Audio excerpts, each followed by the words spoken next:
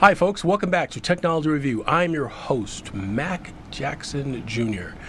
You're finding us live here on WCOBM.TV here in Las Vegas, my hometown, Las Vegas, Nevada. You could find me at MacJacksonJr.com. That's MacJacksonJr.com. I'm on Facebook, Twitter, LinkedIn, YouTube, all the social media. You could find us there. We're also live broadcasting, simulcasting that is, with WCOBM.TV and Facebook Live. So all of our Facebook friends, we see we got a lot of people joined us there. I want to thank everybody for joining us here on Facebook Live. And I'm here with my guest today, Werner Dixon. Welcome back, Werner. Hey, welcome. Thank you. Thank you. Appreciate being here. Absolutely. Werner is going to talk to us about cryptocurrency and what's going on in Bitcoin. If you are an investor out there in Bitcoin, you have seen the fluctuation. It's been crazy. Big roller coaster going on. Matter of fact, this roller coaster is bigger than the roller coaster we have at New York, New York.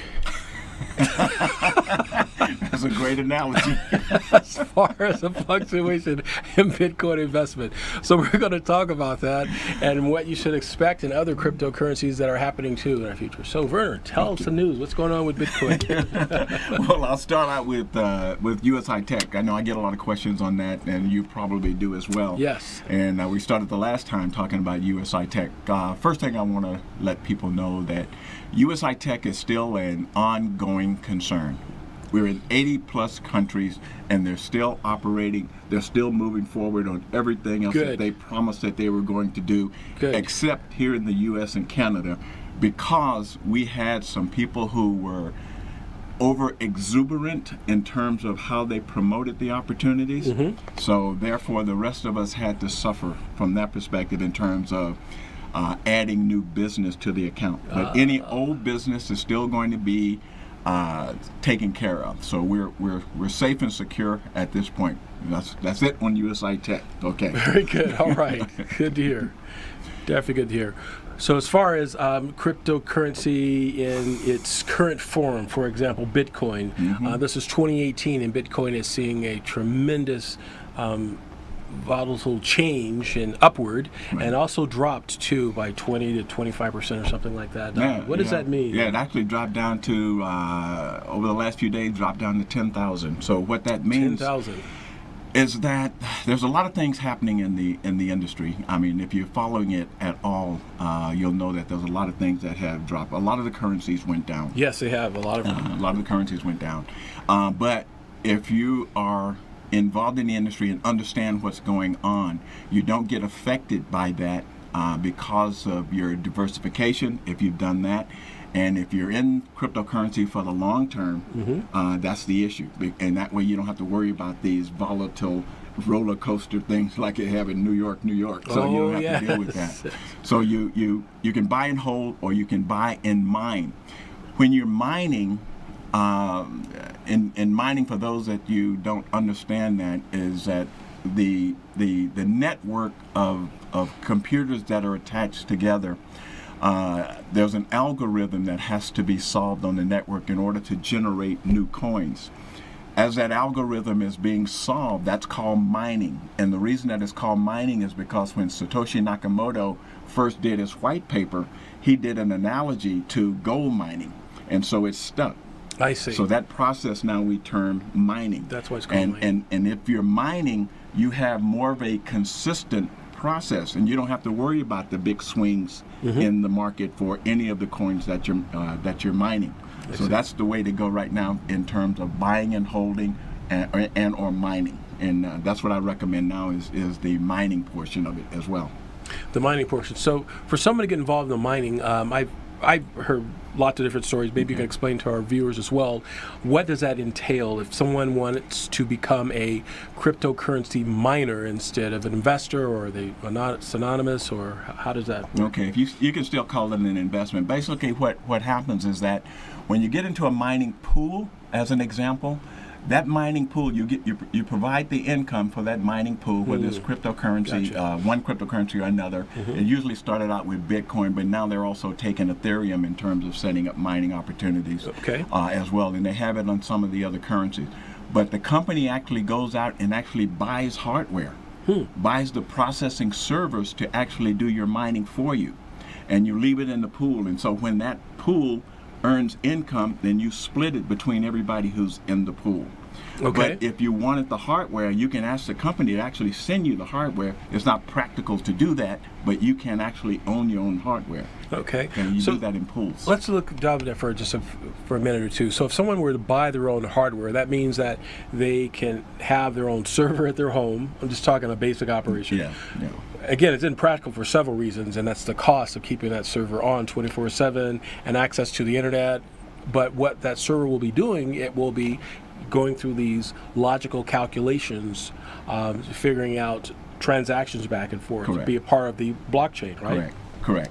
Now, and what happens when you're talking about mining at home, you're a small individual in a major network. Yes. So the chances of you solving that algorithm are slim and none. For one computer, right? For Bitcoin is what we're referring to in this. Yes. There are other cryptocurrencies where you can mine at home and have the satisfaction of knowing that you generated currency at your own home. So there is a process for doing that. Right.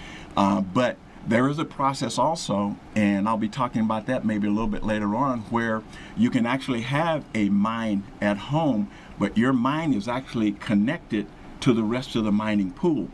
So even though it looks like you're mining at home on your own machine, you're actually connected to the bigger environment. So when the bigger pool earns an income, you still generate an income. So from that particular process, you can earn anywhere from $600 to $800 a month just by mining in your own home as part of this process. Interesting. Interesting. Okay, interesting. Very good. So let's talk about some of the types of cryptocurrencies that are out there. We've spoken a lot about Bitcoin. It's the big kahuna, the one everybody measures against, just like the U.S. dollar. All currencies measure against the U.S. dollar. Yeah. Bitcoin is like the same thing. You mentioned several other ones from Ripple, Ethereum, Litecoin, and all. Ethereum is a real good one. Okay. Right now, it's running about just a little over $1,000 per coin. The reason Ethereum is a good one is because they do what we call contracts. And what we call smart contracts, and so that technology, those applications are developed on the Ethereum blockchain. Okay. And so once you create a contract, it's considered valid and true, and it's permanent, can't be changed, and it's a lot more efficient way of doing contract. Okay. Insurance companies, anybody who's doing contract management is using Ethereum. And Ethereum is being used, and some of the technology is being used for some other things as well. Ripple is being used, and I always go through this because the banks charge you a fee for doing transactions, but they don't want to pay the fee for doing their transactions internationally. So they're using Ripple as a remittance process to reduce the cost of them transferring monies back and forth. So Ripple is another good one. Litecoin is excellent because it's going to be one of the next currencies available because of the transaction speed, the capabilities in that, in terms of generating coins. All right. So would you recommend or suggest if people want to diversify their, let's call it cryptocurrency portfolio? Yes. That they should have different types of cryptocurrency within their portfolio, considering as well Bitcoin and Bitcash, or is it Bitcash? There's Bitcoin Cash. Bitcoin Cash, and that's there's right. Bitcoin Gold. Bitcoin Gold. Bitcoin Gold as well. And the answer is yes. Okay. You need to diversify your portfolio in cryptocurrencies. Okay. And some of the coins we mentioned are excellent coins to diversify into. Others include Monero, Expanse, Zcash, Neo. And there are several others. Wow. I usually get involved in the top 20. I invest in the top 10. Except when I say that, then Expanse is actually in the coin market cap, where you can look and see all the currencies out there. It's actually down. It was 296 as a level. The reason that's significant is because it's a split from a fork from Ethereum. Oh, okay. And so they're creating an expanse, meaning that they can do not only smart contracts, but they can develop other applications around it. That's why that one's coming up as well. Significant. We'll be right back after these messages with Werner Dixon. Thank you. Oh,